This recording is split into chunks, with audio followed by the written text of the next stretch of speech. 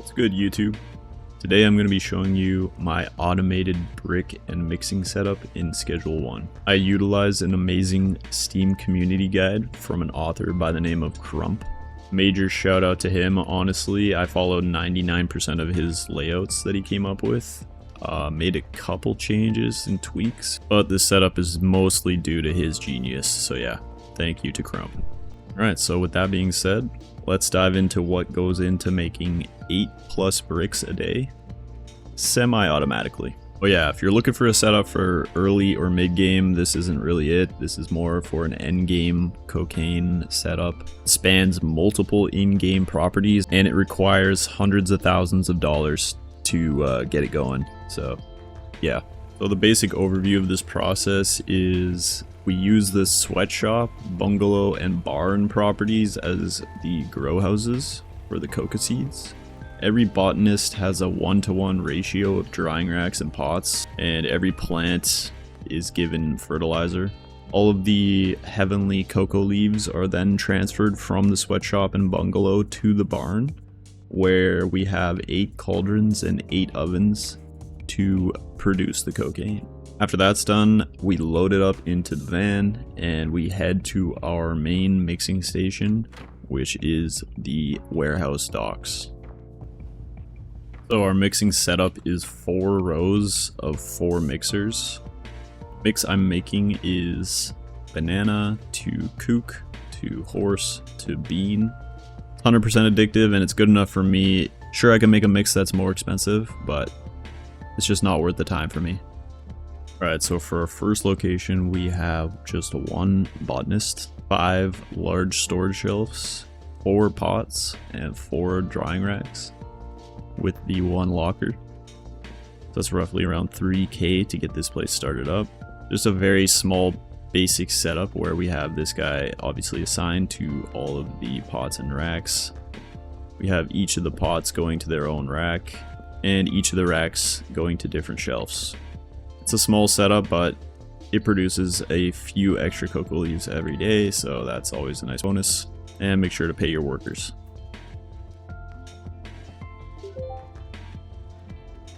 So for the bungalow location, we have 4 botanists. We have 10 large storage shelves, 16 pots, 16 drying racks, 4 lockers.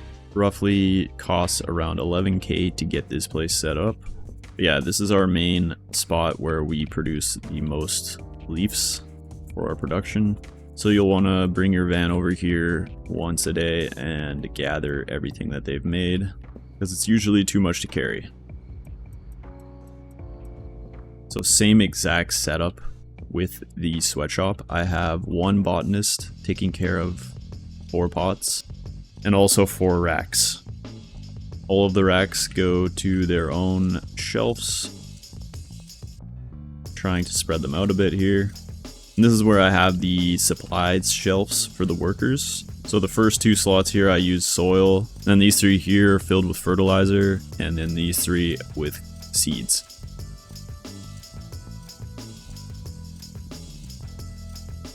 Alright, so next we have the barn. So for here, you're going to want 3 botanists, 4 chemists, and 3 handlers.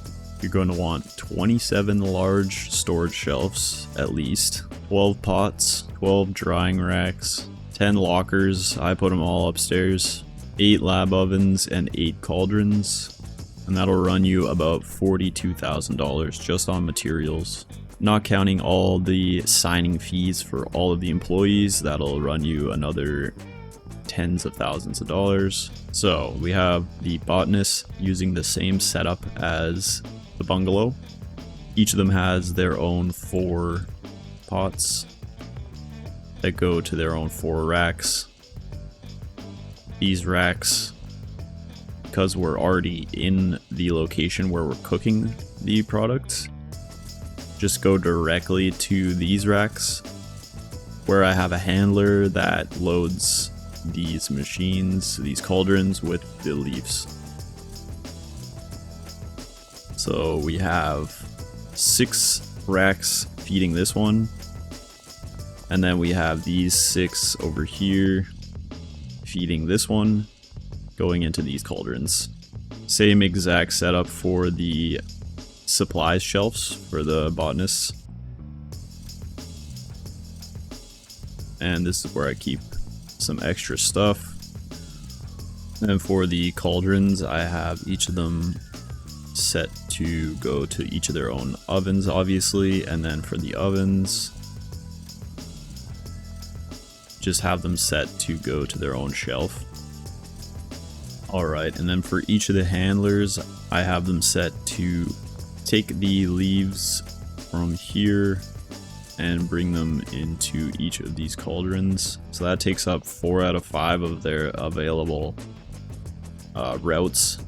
So the last route, I have them bring the gas from one of these shelves and refill the gas just in case they run out. The third handler is basically just for that, so he is set up to do this entire side. He's filling up the gas for all of these cauldrons, and then one of these over here, 2 additional cauldrons that get filled up by these guys. Unfortunately, there is one cauldron that will run out of gas unless you fill it manually. Something to keep in mind, so I'd recommend having them prioritize these 3 up here, because the handlers throw the leaves into here and they stack up all 4 slots before they fill up this one and so forth. So this one usually ends up using the most gas as opposed to this one.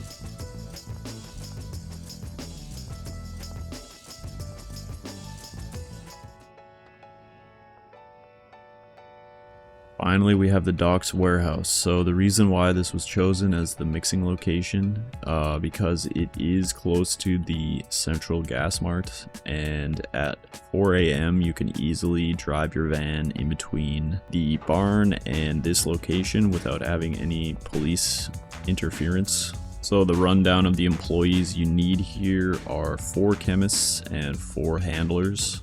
For the materials, you're going to want 75 large storage shelves, 18 mixers, 2 brick presses. And this is kind of optional, but it's nice to have a packaging station here so you can break down the bricks. And then obviously you're going to need 8 lockers, which I slotted in over here. So that's going to run you about $44,000 for just the materials. So how this setup works is we have 2 shelves on both sides of the warehouse, and then we have the handlers bring these to each of these mixers. And then so on and so forth here. These 2 mixers, we have a handler bringing these there. We have a handler bringing these here. We have a handler bringing these here. Same thing for over here. This is where you would put the inputs for each row of mixers. You'll have the handlers move these inputs to each of these. I have these 8 going to this brick press, and then I have these 8 going to this brick press.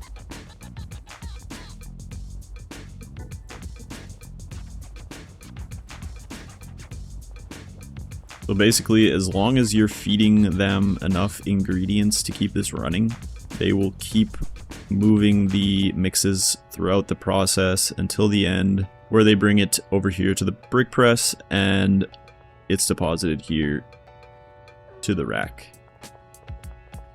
Honestly, as long as you do a couple deliveries a day of each of the ingredients, so 160 bananas, 160 kooks, and then you use the other gas mart and you do 160 horse and 160 beans.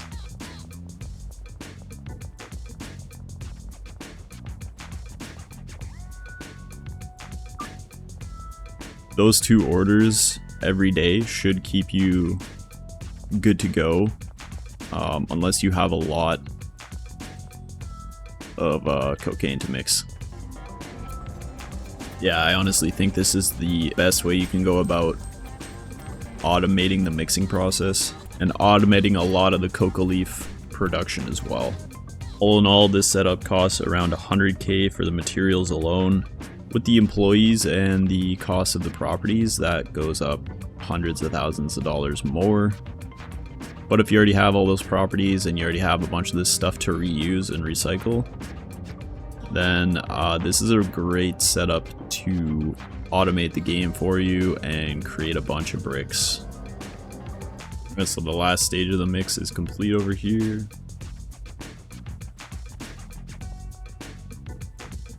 Let's watch them complete the brick.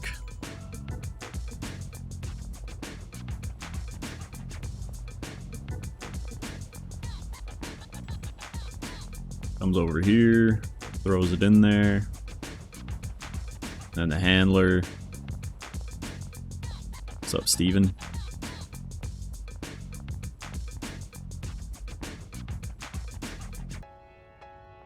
Oh. Multiple bricks being made here. Steven's done. Throws that on the shelf. Good shit, Steven. Oh, sorry. Might be wondering why I don't have any cleaners. Well, who needs a cleaner when you have clear trash? So yeah, once again, major shout out to Crump for the inspiration and the amazing Steam community guide. Hope you guys enjoyed this walkthrough of my setup. If you enjoy the Schedule 1 content, you want to see more of it, make sure to like the video and let me know in the comments. Have a great rest of your day. Take care.